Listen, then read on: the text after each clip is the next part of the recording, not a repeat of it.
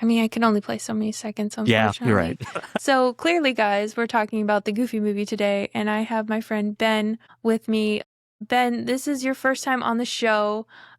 We kind of reconnected talking about the show, and you were like, I don't know if I would want to be a guest. And then you know what you did? You started your own podcast. Yeah, well, Ben's podcast with Michael and Nick is Fandom of Fandoms, right? that's correct. And yeah, I got the plural on the right spot.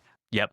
Okay, gotcha, cool. Lyndsey, you were on recently talking about Gilmore Girls. So fun. Yeah. So go check them out for sure. They do like not just like movies and TV shows and stuff, but like literally if there's a fandom, it's up for grabs. So that's kind of like it's a broader, interesting concept, and I really like that. Things like Lego and all kinds of other interests and stuff. We're gonna do the reason I think we never actually said why we picked this movie, but I think we both know probably why we picked this movie. I was thinking about it even at all because of our other shared hobby and interest, which is Lorcana? Lorcana, which if you don't know, it's a trading card game kind of like Pokemon or Magic the Gathering, but with Disney characters. And they recently came out with a Goofy movie themed deck and cards and all that. And so that's why I was thinking about this movie again. Not that it hasn't been like kind of back in the sphere the last couple years anyways, but that's kind of why I was like, yeah, well, we'll just talk about it. So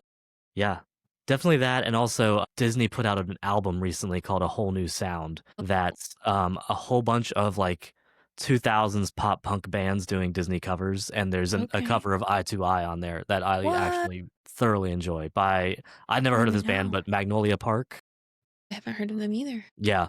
But I mean, Yellow Card is on the album. There's a bunch of people. We'll have to check it out for sure. This movie kind of tries to do a lot of things. I feel like I was like 6 or 7, I think, when it came out. Let me look. It was 97, I think. No, 95. I was only 4. So definitely did not comprehend all the themes happening here.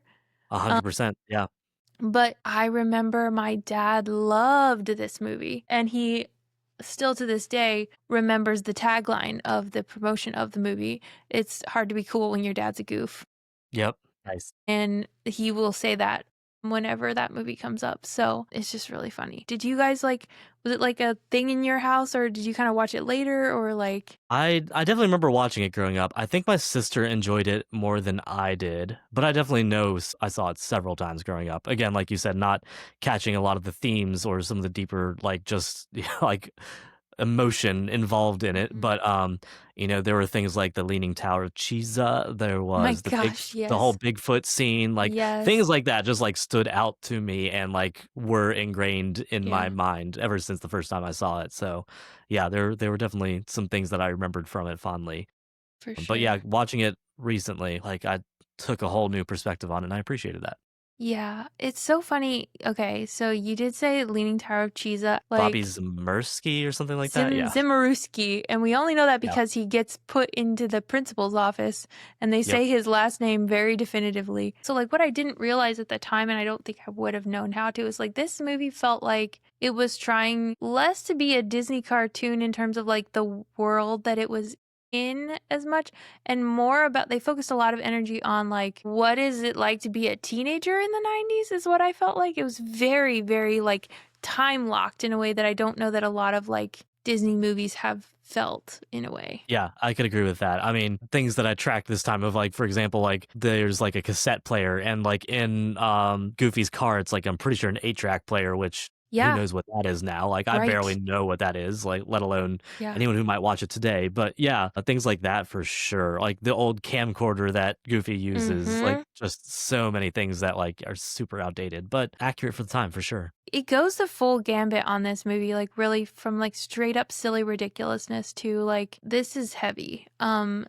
like but the one thing I thought was really, they start off with like such a bang with the like power line scene and everything of like him trying to basically play power line to impress this girl in front of his whole school. And the principal's reaction to that. That was what caught me when on this rewatch was like, he's calling Goofy to tell him his son's in trouble. Gonna end up in the electric chair. Electric chair. Like, The your son's going to electric die chair. because of his behavior, when all he did was, like, Yeah. yeah, he broke up, like, a school, like, Nothing meeting or whatever, violent. but, like, yeah, Nothing violent at presentation. Yeah. all. He was Nope. disruptive a Yep. little in a very well executed way, I might add. Like, a better principal might have been like, we think your son should transfer to this art school over here because he seems to really have a knack for putting Yeah. on a show. Like, I mean, it's just, yeah, that was, I was like, oh my, that guy has no right to be talking to that parent that way. Like, oh my gosh, that was so intense. But yeah, so the plot of this basically is the story of a dad wanting to connect to his son, but the son wanting to focus on more on being himself, of wanting to impress a girl, as teenage boys are wont to do. And it's like finding that connection of each other and learning the differences between each other, but also like what they have in common. Yeah, it's a family bonding trip. It's a little bit of coming of age for a teen. It's also a little bit of, like a parenthood story, which I'm sure many adults can relate to even. yeah. Yeah. So I would have been, that's a good thing to think about, is like going back and asking my parents how much they remember about this movie. And yeah, like, I don't think I was ever quite the like rebellious teen that Max was, but like who, like I'm sure any parent can still connect with some of these things. It is that push and that pull of like the parents almost kind of seem to realize that their hourglass is running out right when the teens are like, can this get a move on? Can I get started with life already? Like, I'm feeling like I want more independence even than I have, which I've had. I have more than I have ever had, but it's not enough. And like that kind of like push and pull is very like, I also thought it was really funny how like do or die him being at this one thing in 2 days was. Like, it was like his whole life was going to be ruined if this thing that happened in 2 days didn't happen exactly that. It feels ridiculous, but I remember it being like, Yeah. the stakes were like the social game could change on a dime. And if you were in the wrong spot, it was kind of, yeah. Well, and you're so wrapped up in like what you think the entire world is, which is such a more narrow focus than you get as you grow older. So like, yeah, like for him again, like, yeah, impressing this girl, looking cool to his old school, and all these things are what's important, and his whole life. Whereas like he doesn't have, like Goofy's perspective of like, I have a son that I'm trying to raise, and like I'm trying to protect him, not just for now, but for his whole life, of keeping him out of jail and the electric chair and all these other things. The Yeah. catastrophization of that whole thing it's funny in this, but in the 90s, it was real. Like, there was a like different temperature on parents keeping control and kids behaving exactly just so. Like, there was a different, it did feel that way. It did feel like stepping out of line in any way, in any category of it, was going to lead to the electric chair. You know what I mean? Like, it felt a little bit that way, at least in my house a little bit sometimes. And I'm just feeling like that gravity of, really, it's just that he's just doing what someone his age does. And in 2 years, he'll do what that age of a person does, and it will be more appropriate. But like, it's just kind of one of those things. I just feel like for an animated movie about a dog man and his child and like single parenthood, like I mean, I don't know, like, what do you feel like makes this feel? I mean, obviously they try to go into the themes, but like for this movie that, from what I've heard, almost didn't get made, and someone said, let's make a movie about Goofy, and then the idea to take that and run into, let's make it about serious parenthood themes. I don't know how they got there. Yeah. And I mean, it sounds like you know some more about the history of behind the scenes, but like, yeah, I can imagine like pitching this would be difficult, because again, like, so many of the Disney movies of the 90s are more, we'll say, epic in scale, or there's magic or princes and princesses and like there's romance in this, but it's not like necessarily the main driving point or factor of the movie. Or there's no rescuing someone or epic sword fights or stuff like that. Like, it's about, like you said, like real stuff, which I can imagine Disney like having a hard time greenlighting it. But I mean, that is ironically what makes it stand out to me, is that, again, it is a very real one. Kind of like, even like, I go back to like Lilo and Stitch a little bit. Like Lilo and Stitch, like, while there's an alien involved in it, but like so much of it is centered around this relationship between Lilo and her sister. Like, and that like weird dynamic. Real stake stuff too. Again, like, I mean, it's stuff that you can that happens in the real world, has happened to your neighbor, has happened in your house, like kind of thing. And I think that is what I think it's easy to think that films mean something to people and resonate because of this like grand epic thing kind of you were talking about, like there's princesses and there's magic and there's sword fighting, but like actually what I relate to is the struggle, which if you boil that down, it's all very the same. And so like you don't have to tell these fantastical stories. You can tell very like run of the mill stories if you just tell them vividly enough and give the characters enough like personality and interest to like root for them that you can kind of make, a relatable story out of as big or as small of a thing as you really want to, because that's all we're looking for, I feel like. And so we're relating to this silliest of all of the classic Disney characters in this movie and his son, because like they just made him a person and told a story that we all on some level can like from some level of distance like relate to some point. So like, yeah, I think I think it's I don't know why everyone's always like single parent or an orphan. That part I still have not solved. Yeah, that's just your classic Disney thing. We need some sort of tragic backstory.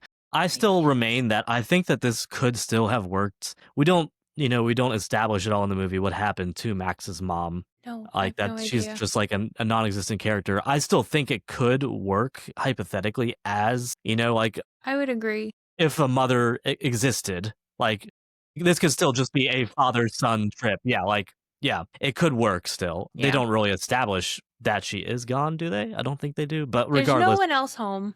There's no right, one yeah. else home. Yeah. Yeah, Yeah. that's But I still think like, yeah, it's not like necessarily part of the backstory where like Max lashes out because he doesn't have a mother, or, Goofy might be trying a little bit harder, but at the same point, yeah, it's not the main focal point. I think it's interesting too that it's kind of like they both are a little bit on an independence journey in my mind in some ways. Goofy's doing a lot of listening to other people at the beginning of the movie. Yeah. He takes a lot of advice from Pete, which awful advice, but yeah. Questionable. But Yeah. also Pete's an authority figure in Goofy's life, so maybe that's part of it. But yeah. Yeah, but there's, like you said, there's also like Goofy learning that his son needs that independence at some points too, which is like Max's whole struggle of finding that. But yeah, like I mean that's a classic parent struggle too, of learning to let go of things and let your child go off on their own sometimes. Yeah, that's hard. Yeah. And I think what's interesting too is like that dynamic that they kind of show in this movie well. And I think it was, for it being a movie made in the 90s, it's trying to do a lot of like emotional complexity in that way that not a lot of movies did, because a lot of other stories back then would have villainized that Max is wrong and he should just go along with what his parents want, you know what I mean? Like, and that could have easily been the plot line, because it was more of a common, either that or the parents would have been idiots, you know what I mean? Like it was one or the other. But like this is very much more, it's both and a little bit. Like, yes, you need to be a little bit less of a jerk to your dad and like appreciate him, but also you need to let him kind of do what's natural and come, like, let him come up with what he's going to be. And I think that's the interesting part, is like I do think it's hard. And I think what we realize in some of it is that Max is definitely a teenager and he's not the kid his dad thinks about anymore.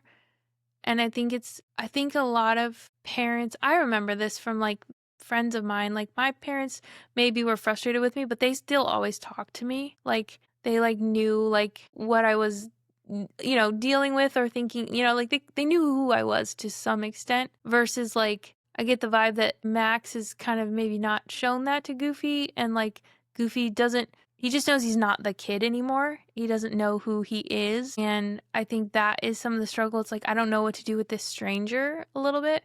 It's like, we'll get to know them.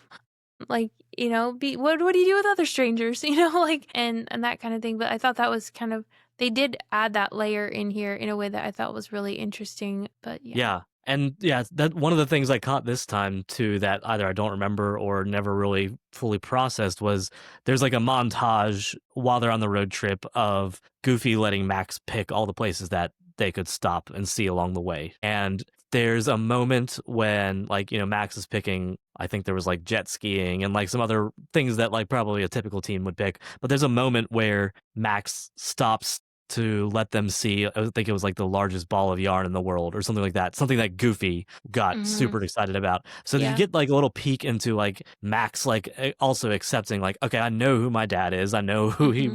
Mm-hmm. wants to be. And like even though like it's not what I want, like just again some of that father son bonding right there of just like I'm acknowledging like we're here, we can stop and see it because I know that you would Mm-hmm. really enjoy this. Which yeah, like I said, as a kid or even like I probably watched it a couple years ago, but like yeah, like didn't ever really realize or Yeah. think about. No. Yeah, I wouldn't have thought about that either. The fact that, yeah, that's not a Max situation. yeah, It's definitely a goofy yep. side, roadside kind of situation for sure. I feel like because it runs this full gamut, what is your like, what moment made you laugh the most? I mean, I talked about the whole Bigfoot thing, which first of all, Mm-hmm. establishing that Bigfoot is canon in the Disney universe is Yeah. hilarious to He me. exists there. He's real. Yeah, I also really love the whole Lester's Possum Park thing, which for those of you who may not have seen it, like is like a rip off of like Chuck E. Cheese, where there are these animatronic possums and this giant that whole thing of just like they sit down and see the janky show. There's like mascots that mess with you. There's a dumb photo op like that Goofy gets involved with, like that whole thing. Which yeah, it that's just like such a staple or like yeah Yeah. core memory of just like those Chuck E. Cheese things that like I don't know that many kids really have as much experience with Right. today, Yeah. but like yeah, Yeah. yeah, that was That just was amusing to pretty me for funny. sure. That was, yeah, the like the song, and like there's a line there that like Disney almost crosses that I think is very funny. And it's like Disney toying with like a swear a little Yes, bit, and it was yes, like so weird, and I was like, how did they get away with that? yeah, yeah. I think Max says like this, "You've made my life a living," and then and Yes, then the that's possum right. says hello, like yeah, something Yes, like that. yeah. Yeah, It was definitely like that Max was the one was saying it, and he was yep, like, then the possum interrupted with "Hello," and it was yep. like, okay, Yeah, Disney. All that right. that's definitely very yeah non-Disney. So yeah, I didn't think about that. Like I heard it, but I didn't think about that in Yeah. the moment about how risque it was It for was Disney to out do of that. But pocket for yeah, Disney in the 90s a little bit. yep, Yeah, it was pretty absolutely. funny. But And I think that, especially again in a movie about fathers and sons bonding, like yeah. yeah, Yeah. I think though they were really, I think what they did super well. I mean, they did a lot of things well, obviously, like we've said, but like they really committed to what is a 90s teenage, like what are teenagers right when this movie was made? What is yeah, their vibe? Like what, because I mean, that would have been, that's something a teenager would say, like, and so, and then their parent would be like, why are you talking like that? And it'd be a whole thing. I think then kind of the flip side of that, because we have said it goes in big swings as like a pendulum almost, like were there any moments that like kind of surprised you and hit you in the feels this time around? yeah. That was my biggest takeaway this time was okay. So the beginning of the movie starts with Max's nightmare of turning into Goofy, right? And so there's a whole lot in there to unpack about like the fear we have of turning into our parents, like of growing up and watching them be like, I'm never going to be like that, et cetera, et cetera, et cetera. But fast forward to the end of the movie when Max has a one-on-one conversation with his love interest and he's talking to her and she says something that I don't think I like. She liked him from the first time she heard him laugh, which he laughed like when they met, he laughed like Goofy, the a yuck, like, which, Yeah. Max was mortified of, but is what she liked, which for me, like, it boils down to like, we try so hard to just be a specific person or look like appear a certain way to some people, Yeah. but sometimes it's like those like the things that we naturally are what Hmm. are most attractive to other people, and even not even just like a romantic way but like a friendship way too, Yeah. like when we Yeah. are our true selves, that gets us the things that like are going to be like best for us or like yeah, or probably would be more important to us than the things that we're pretending to be, that what those get Yeah. us. Yeah, for sure. Like if, man, you're spitting the fire here today. With that, I feel like that is so true.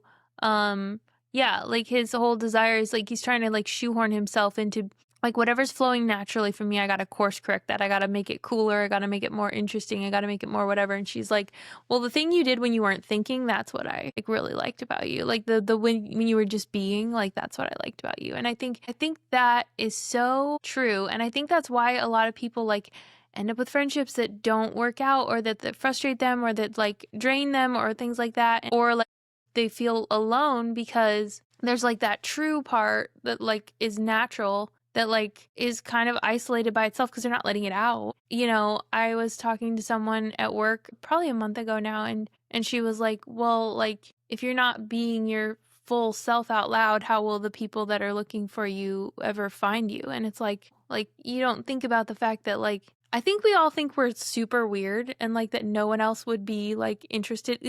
There's no one else that's weird in the way that I'm weird and that would be interested in that kind of weird, you know? Like, so I'm going to put that away because that's not what's going to get me anywhere. But really, we're all very weird, and we're all honestly not as different as we think we are. But like, it's hard to connect.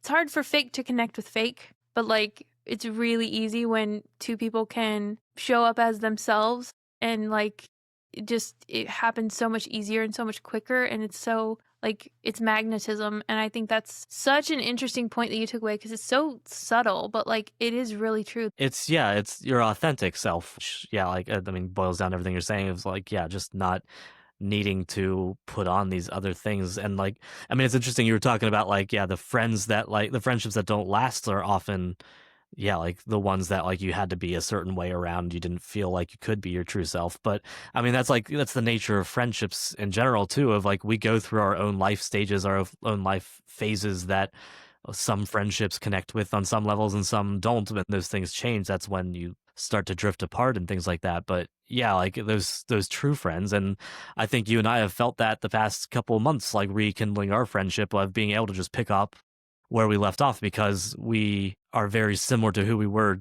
a decade ago or however long ago it was. Like, and especially the ways of like, just being able to be our true selves and like not feeling like we need to put on a lot of other things.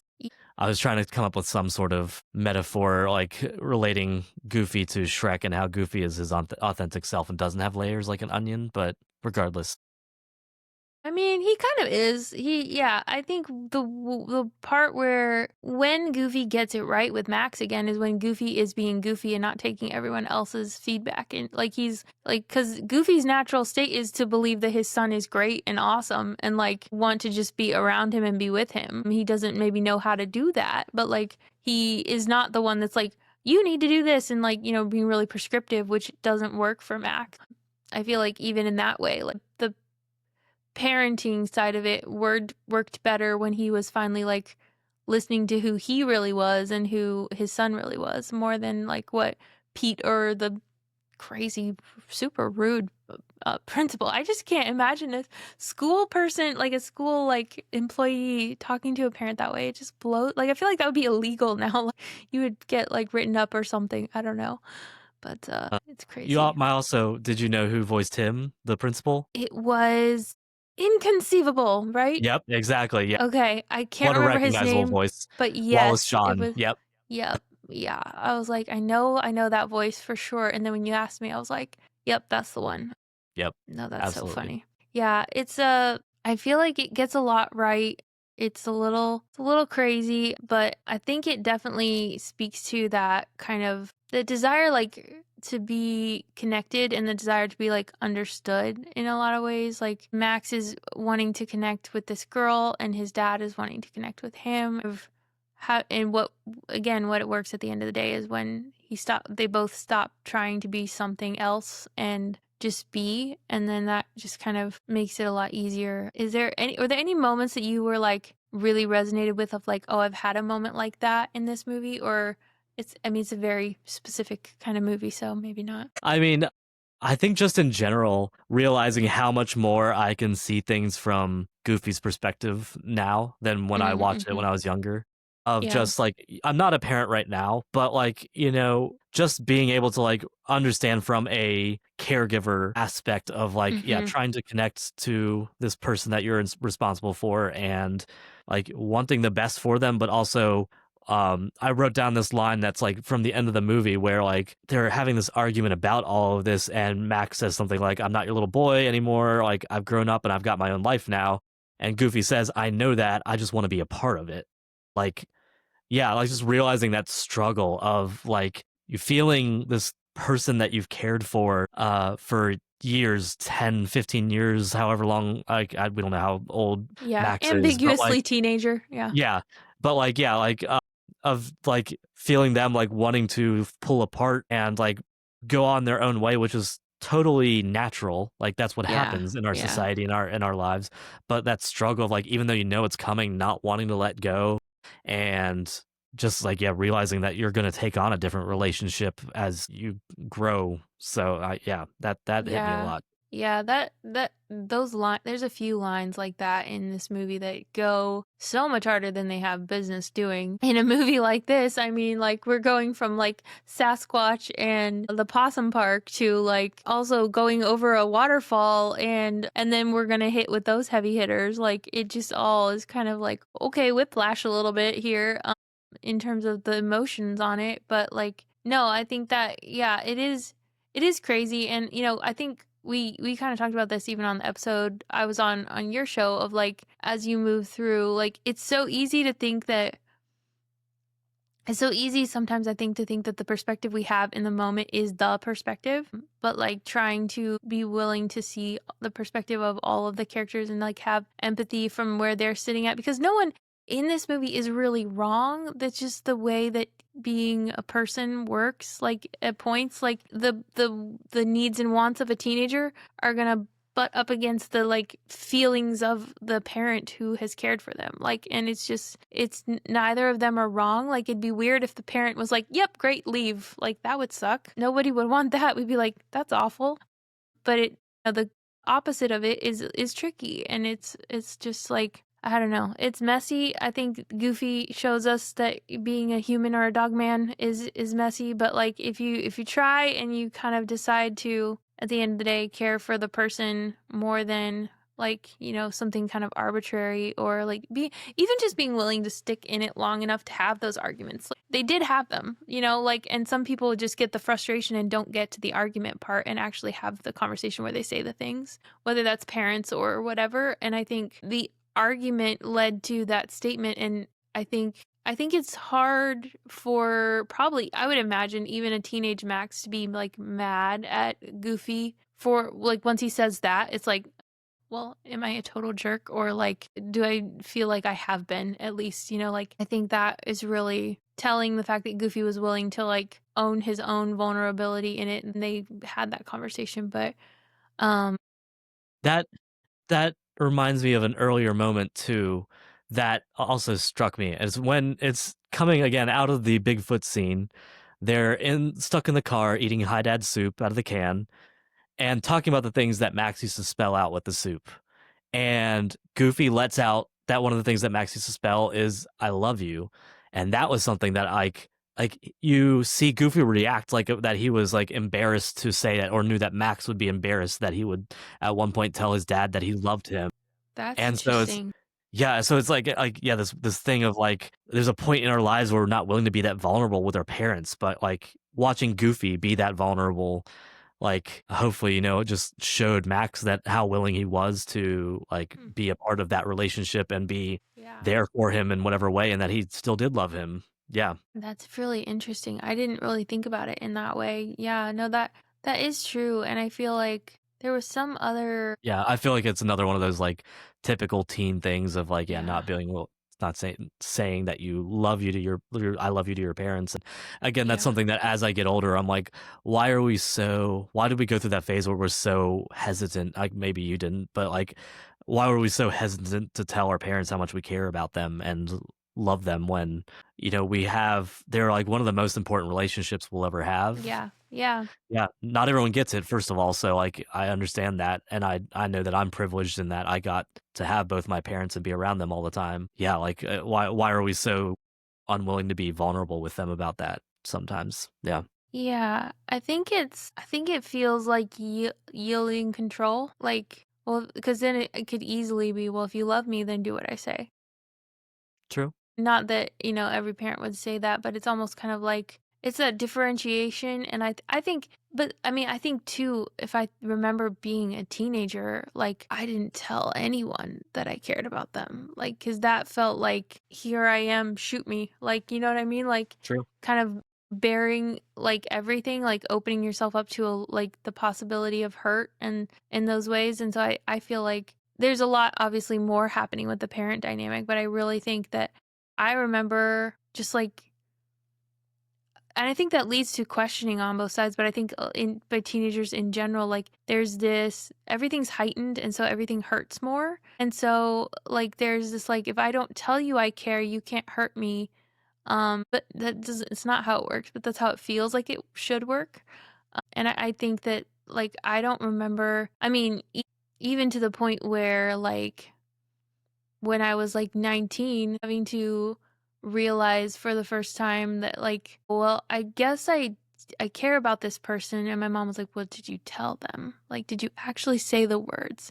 And I was like, "No." And she's like, "Okay then." And I was like, "Well, okay, fine." But like I had never really done that before, and like it felt like here I am, like here's how to hurt me, like kind of handing them like where all the hot buttons were, and that felt really dangerous at like I mean I was still a teenager, but I was technically an adult, but like not really. I didn't have my whole brain. But like I just remember feeling like that's very very vulnerable, and so I think it's because like I didn't ever go through a phase where like I didn't tell my parents I love you, but like I wasn't like as expressive about like more than just saying that. Like, and I think it was more that like I didn't want to seem like that independence thing goes so strong. I feel like, you know, you don't want to seem like you depend on anyone in any way, kind of a thing, because you're just everything feels heightened, and you kind of are tired of feeling a little bit at certain points. You're like, All the hormones and yeah. please stop hurting me. Like life, please just stop hurting me. But yeah, so it's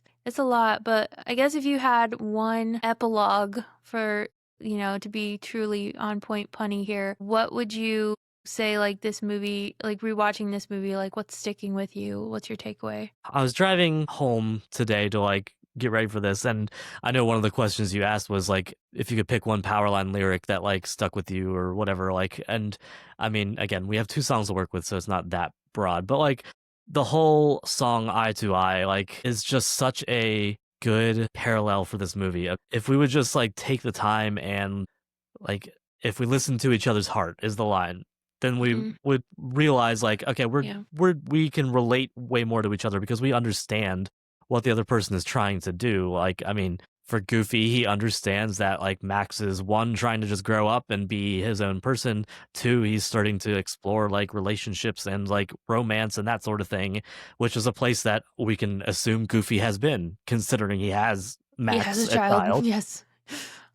Yeah. But yeah, like so like if we just take that time and like try to understand the meaning behind people rather than just their face actions and words Mhm. and all these other Mhm. things, then like, you know, like it's just this it's helpful to just take a step back and take a second rather than gut react to everything because Yeah. we don't fully understand like yeah, Yeah. the intentions behind things. Yeah. Or assume it's about us. That's Yeah, another. Yeah. that too. Like, because most of the time it's really not.